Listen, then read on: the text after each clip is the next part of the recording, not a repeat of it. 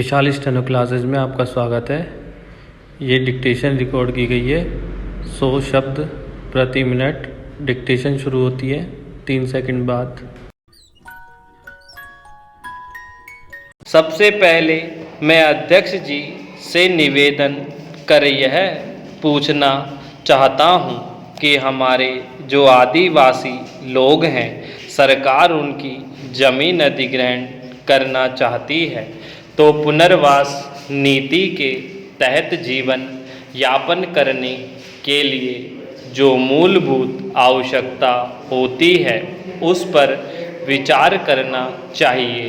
आपने पुस्तकालय में जो सूची रखी है उसको देख कर लगता है कि आप भेदभाव कर रहे हैं।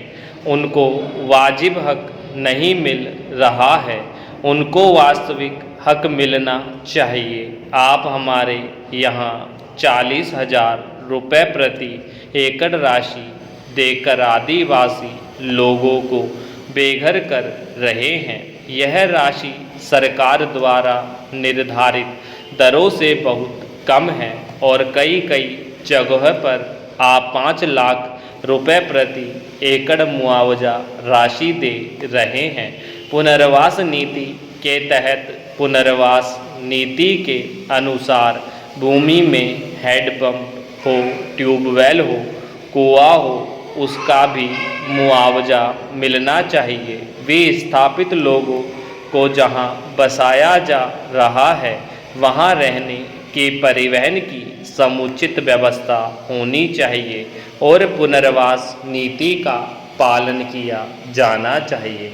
आज वे लोग वहां से पलायन कर चुके हैं, उनका कुछ अता पता नहीं चल रहा है। पुनर्वास नीति के तहत दूसरी जगह उतनी ही जमीन जलाशय के निकट दे दी जाती तो वे पलायन नहीं करते। आपको आदिवासियों की स्थिति के बारे में, हालात के बारे में मालूम नहीं है।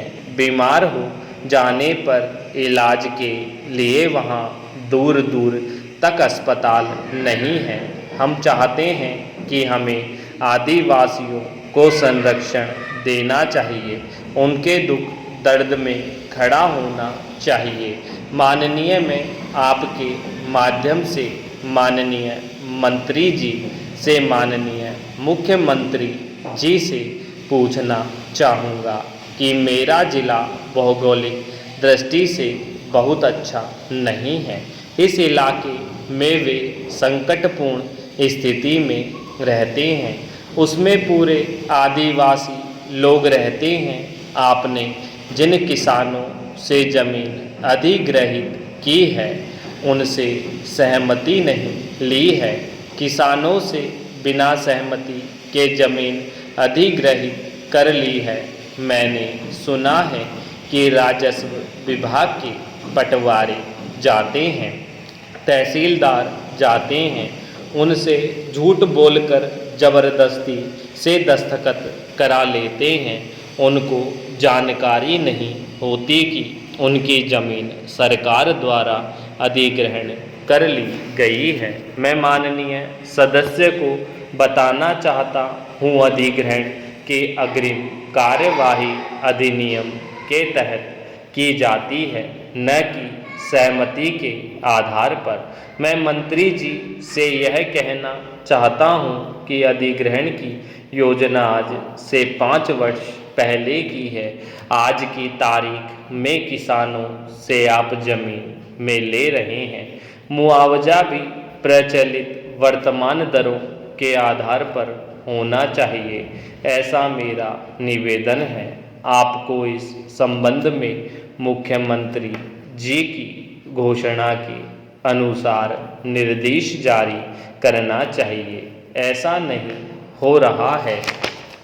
सभापति महोदय, जो मुद्दा मैं आपके समक्ष पेश करने जा रहा हूं, वह चीन में की जा रही मूल्य वृद्धि के संबंध में है।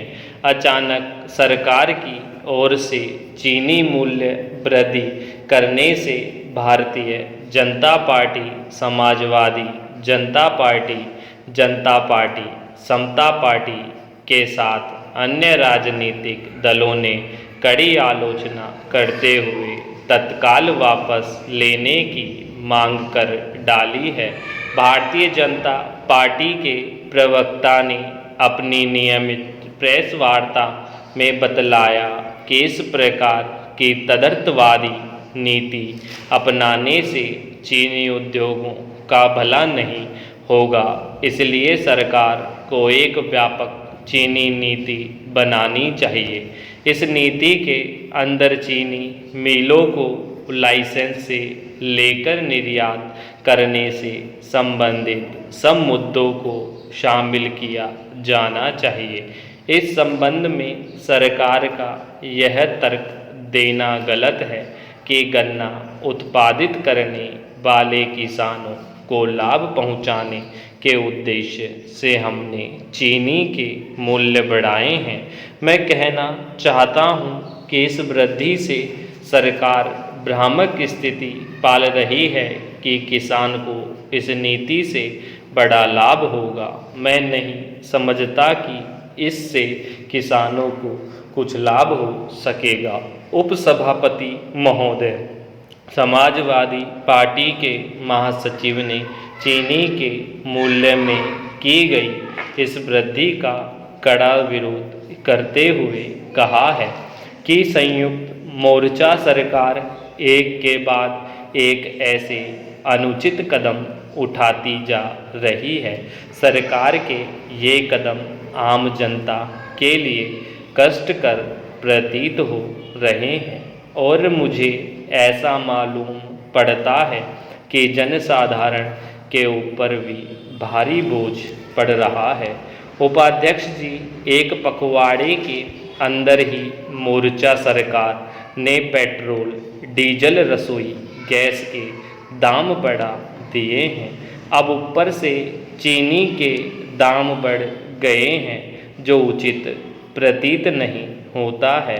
यह कितने आश्चर्य की बात है कि एक तरफ कम्युनिस्ट पार्टी चीनी के दामों में की गई वृद्धि का मंत्रिमंडल में समर्थन करती है, दूसरी तरफ जनसाधारण के सामने मूल्य वृद्धि का विरोध कर रही है। सुब्रह्मण्यन स्वामी ने आज सार्वजनिक वितरण प्रणाली के तहत वितरित होने वाली शक्कर के मूल्य में एक वर्ष के अंदर दूसरी बार वृद्धि करने पर सरकार के फैसले की कड़े शब्दों में निंदा की है। इससे पहले पेट्रोल, डीजल और खाना पकाने की गैस के मूल्य वृद्धि करने के बावजूद इस तरह से चीनी की कीमतें बढ़ते रहने से उपभोक्ताओं के लिए असहनीय स्थिति पैदा हो गई है। डॉक्टर स्वामी ने कहा कि एक और केंद्र सरकार ने सार्वजनिक वितरण प्रणाली के तहत वितरित होने वाली चीनी के मूल्य में वृद्धि कर दी, तो दूसरी और तमिलनाडु सरकार अपने गन्ने उत्पादक किसानों की रक्षा में विफल हुई है। स्टॉप।